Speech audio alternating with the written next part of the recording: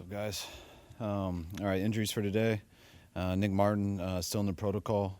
Jordan Elliott, knee, won't practice. Burford, knee, ankle, won't practice. Ricky Purcell, knee, ankle, won't practice. Bethune, ankle limited. Samo, ankle limited. Yetur, hamstring limited. Renardo Green, neck limited. That's it. Kendricks. He's good to go. Oh, he's on practice squad, so we don't have to say, right? So I'll give it to you guys. He's limited too. he is good to go. Yes. Yeah, he'll practice. Looked at towards the end of the game that Jennings took a shot and came off kind of slow. There was no rib injury or anything with No, that? I know it hurt him there because he missed a couple plays later for it, but no, he checked out good this week, and he's not on here. Is there a chance Ricky can play on Monday? Yes, there is a chance. He's doing a lot better today than he was on Monday, and extra day will help, so he's got a shot. McCaffrey has a chance to break Roger Craig's single-season record for most catches by running back. What does that record mean to you, I guess, or historically, and then what kind of accomplishment would that be for Christian? I honestly haven't thought about it. I mean, Roger Craig's such a hell of a player and cool guy from the past with all those stats. But I mean, remember we had one time I was with a running back who broke a record for the most catches in a game. I think it was like 14, but it was for like 50 yards, which meant the quarterback was going to the check down way too much. So felt differently there. I don't feel that way necessarily with Christian. He's had some big plays as number one down the field. He's also had some huge checkdowns. He's also takes the ball a ton as our runner. So it's been an unbelievable year for Christian so far. So it's cool to get any records that he has to go with it. What do you see from Phillip when you turn on the tape? I mean, he is a little bit older, so might not quite be as fast. Might not quite be able to throw it the same distance that he used to, but you don't know that for sure because you don't get to see it exactly on tape. But I see a guy who knows how to play the position as good as anyone. I think he had 27 throws in that game, and every ball goes to the exact right spot. He attacked their coverages great. He played against a very good pass rush and was able to get rid of the ball. He's one of the best quarterbacks I've ever watched, and he definitely helped that team. You mentioned that he was on some of those Zoom meetings, I think, in 2022. What was that like? How often was he on a meeting, and was he just kind of lurking in the background? Yeah, he was just, it wasn't, I mean, I didn't talk to him that much, just at the beginning, and would check in with him every couple months and then towards the end, but he was just staying with it just in case it was needed and in case something changed, and I mean, he was always in there, but no one really knew, so it was, as you said, lurking in the background, but he was always ready if the moment happened, and the moment didn't happen until the NFC Championship, but we didn't win, so never came to fruition. When you're coaching a game and someone like Christian's like on the verge of maybe doing 1,000 again, do you even hear about that stuff? Does somebody feed you information if one of them milestones are getting close, or do you not even want to hear it? No, people have fed it to me in the past, and I didn't react that well, so they're hesitant to feed it to me. If the game was out of hand or something, I'd love to know something like that, like to help someone out or something, but you don't know that really. Like, I know it if I'm prepared for questions and stuff, but when you chase things like that, I've learned the hard way and been a part of people who've learned the hard way doing that, and you hope it comes naturally. But if there's ever a time that you're going to help someone, whether it's get a bonus, a record, or anything like that, that's something we always want to do. I know KB's 1 yard away from his bonus, but the fact that he spun on that screen at the last deal of the game, I said it's on him, but we should be able to get one more. Isn't that to you? Everyone has. Back in 2022, was Phillip only coming here if he was starting? Yes. Yeah. Like, did you want him to come here as a backup so that he potentially could have been available if Brock got injured in game? Yes, but I don't think it was like that. I mean, he wasn't, just like I'm sure it wasn't with Indy. I mean, I don't know what happened with Indy, but I mean, he was enjoying life with the son and doing those things, still working out. And when we lost 2 of our guys and we had 1 left, that was when the talks became real. Josh Johnson came and got used to being our backup and stuff, so we were all right in the backup role. But he was always working and planning for the opportunity that if he needed to start. What is it about the NFL and the quarterback position where a 44-year-old with diminishing physical skills can have more success than a 22-year-old with all the physical skills in the world? Because when you go against defenses, like, it's very rare, especially, I mean, you just pick up Seattle last week. You're not going to run away from something like that. You don't out-athletic ever a really good defense, very rarely, or you have to be, you know, so on elite level, like someone like Vic or you know, Lamar or something like that, just to athletically run away from teams. You got to be able to get rid of the ball, and to be able to get rid of the ball is it's a unique talent that doesn't. Just some people have it and some people don't.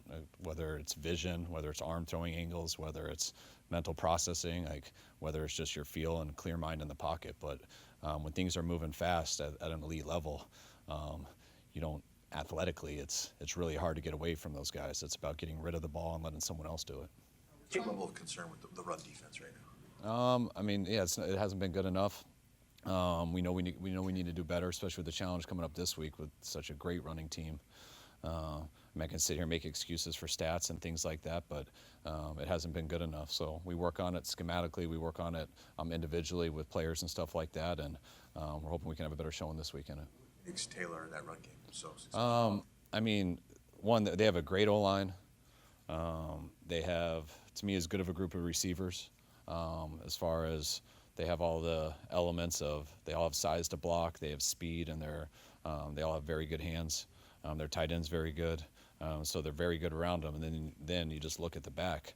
You know, you got a 4-3 back who has the weight to run people over, who can break tackles. I mean, and he's been doing it for a long time. So anytime you have a natural running back who gets to the right holes and has great vision, but also has elite talent with a great supporting cast around him and a very good scheme. You know, Shane's always done a real good job in the run game and pass game. So I mean, they got all of it going. How closely will you be watching the Thursday night game tonight? Not much at all. Like it's Wednesday to us, and Wednesday would be really tough for me to watch TV until later, until when the game's over. So we won't see much of it. Coach, with the win and you're in scenario, you know, early in the season, I asked questions and there were always hypotheticals. There are no more hypotheticals. You guys win, you're in. With all the injuries you've had to overcome, what does this opportunity mean to you and the team? I mean, getting into the playoffs was our first goal. So we have an opportunity this week to do it. And if we don't, we'll have an opportunity the next 2 weeks also. But it's, you know, when you look at that, all the things that are up in there and the things that can change, we also have an opportunity not get in the playoffs by not handling our business in any of these 3 games. So, you know, I talked to the team the first time this morning in a couple of days, and the only thing we talked about was the Colts. What does Anarumo's defense look like when you watch him on film? Very good. You know, it definitely, you know, very, you know, they'll probably get Buck back this week, but you can see why their team was rolling. You know, I know it was tough for them losing Sauce, losing Mooney, and losing Buck. When you lose 3 of your best players, it is tough to keep at the level they were playing, which takes their numbers down and stuff to a degree. But when you turn on the tape, I think it's one of the best defenses we've seen this league this year. They're, I think, number 1 versus the run, at least in yards per carry. They stopped that very well. Lou's always had very good zone defenses and mixes it up with pressuring you half of the time. So he puts a lot of pressure on you in the pass game. They stop the run game, and that usually leads to turnovers and stuff. So, and I know they're going to get some guys back this week, but regardless, I see one of the best teams we've seen on tape. Was Buckner, just in terms of what you guys, when he was here in your first couple of years and what you established, and is he still playing, before the injury, was he still playing it? Yeah, Buck looks like the same guy to me. Buck was huge for us. Such a stud of a person when we got here. He was a dude who just did things the right way, just to me naturally. That must come from how he was raised coming out of college, whatever it was, but he did things the right way from day one. Such a good talent. One of the main reasons we had such a good, started with him on the D-line in 19, and was very grateful for my time here with Buck. We've seen Nick Martin running on a side field last week or so. I mean, has he reached a stage in that protocol that he just can't get past? Is he still exhibiting symptoms of the concussion? Yes, that's why he's in the protocol. I don't get too much in the details of the protocol, but there's so many things. You can feel normal and everything, and if you have one deal of a headache or standing up and you get dizzy, or I'm not getting into particulars with him, but light could hurt you randomly one time, and once that happens, and then it's a step back. So it's really nice that we're completely taken out of it, but the protocols and stuff that those guys go through are pretty intense, and you got to clear in every way. A couple more. Aiyuk question. I mean, it seems quite clear. Well, you know, we don't know exactly all the details, obviously, but it seems clear that he played a role in getting it to this point where he's no longer with the team. Do you look back, whether personally or just organizationally, And like, since the time he signed that extension, have any regrets or like, maybe we could have done this or done that or handled this better? I mean, didn't get to hang out around Aiyuk much since he tore his ACL in Week 7, I think, versus Kansas City. So he's been trying to get him back to our team really since then, and haven't been able to pull that off. So haven't totally had the opportunity to get him part of our team. He's been extremely distant since he got hurt, and was hoping it would happen once he got healthy, but it never happened. You look, I mean, yeah. I don't look at anything right now but our football team, playing the Colts, what we have going now, not stuff that I haven't thought about since July. There was that period where he was on the field for training camp and before games. It looked like he was wanting to be here, but was there more going on behind the scenes that we didn't understand? I think, obviously. What have you seen from guys like Gifford and Neal on special teams this year? I think they've been awesome for us.